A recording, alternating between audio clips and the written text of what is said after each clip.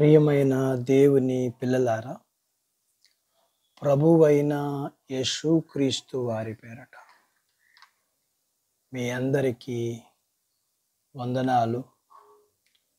ప్రభువు వారి పేరట మీ అందరికీ శుభములు, దీవెనలు కలుగును గాక.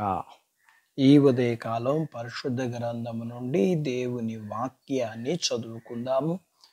కీర్తన గ్రంథము 46వ కీర్తనం మొదటి వచనం చదువుతుంది.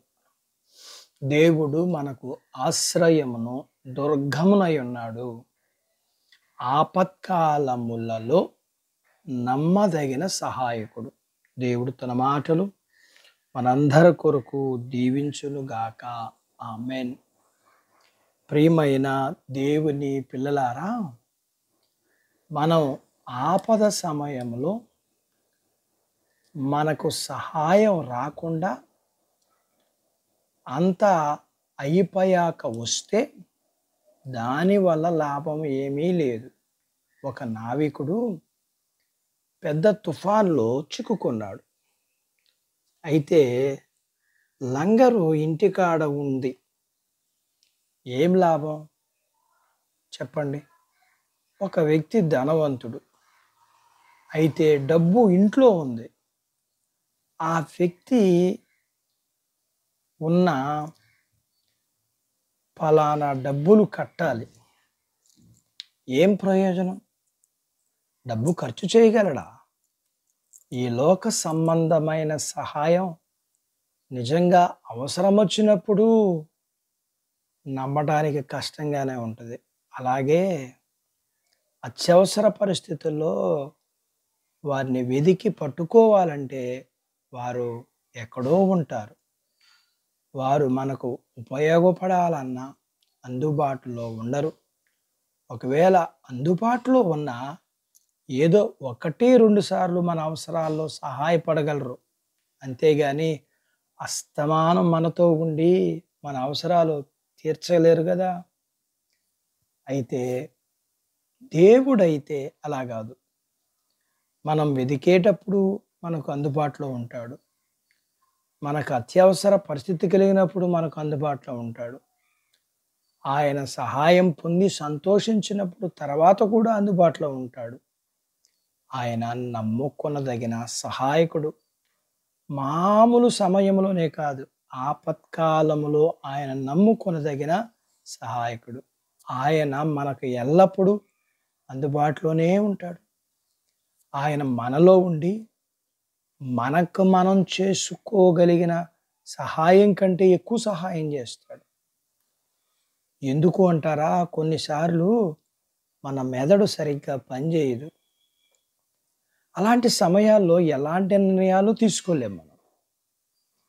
అయితే ఆయన మనలో మన ఆలోచనలు ఉత్తేజపరిచి ముందుకు నడిపిస్తాడు. ఆయన ప్రతి క్షణం మనతో ఉంటాడు. మన సమస్యలను అర్థం చేసుకోగలిగిన మంచి స్నేహితుడు. అంతేకాదు, ఆయన అన్ని విధాలుగా మనకు సహాయం చేస్తాడండి. ఆయనలో విశ్రాంతిగా ఉండగలమండి. అందుకని ఆయనలోనే దాక్కుందాం. ఆయనే మన బలం అండి.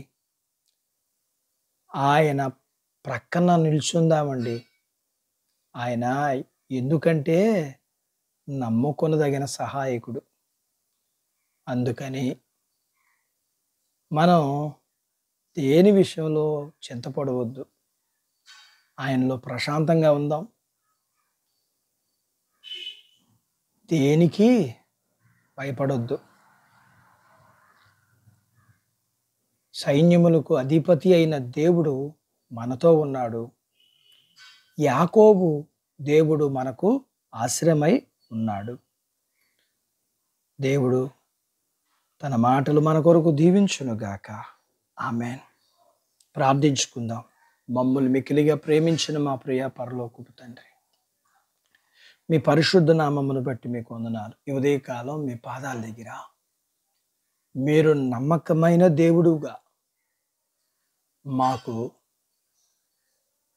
ధైర్యమైన దేవుడుగా మేము మిమ్మల్ని కలిగి ఉంటే మాకు కలిగే గొప్ప నెమ్మది, వీటన్నిటినీ ఈ ఉదయకాలం మీ పాదాల దగ్గర నేర్చుకోవడానికి సహాయం చేశారు. వాక్యం విన్న మీ పిల్లలు మీరు తోడుగా ఉండే దేవుడని, మీ పిల్లలు ధైర్యంగా ఉండగలగటానికి సహాయం చేయండి. వీరికి కలిగినంతటిని దీవించండి. చిన్న బిడ్డలను, యవనస్తులను, వృద్ధులను, స్త్రీ పురుషులను దీవించండి. వారి చదువులు, ఆరోగ్యాలు, ఉద్యోగాలు, పొలాలు, పశువులు, వీటన్నిటిలో మీ దీవెనివ్వండి. వివాహాలు కాని వారికి అవ్వడానికి, గర్భం లేని వారికి గర్భఫలం ఇమ్మని, గర్భఫలం కలిగిన వారికి సుఖమైన ప్రసూతి ఇమ్మని, ప్రసూతి అయిన వారికి ఆరోగ్యం ఇమ్మని, వీరికి కలిగినంతటిని మీరు దీవించి ఆశీర్వదించమని యేసు ప్రభు వారి పేరట స్తుతించి ప్రార్థించి అడిగినవన్నీ పొందుకుని ఉన్నాము తండ్రి. ఆమెన్. దేవుడు మిమ్మల్ని దీవించును కాక. ఆమెన్.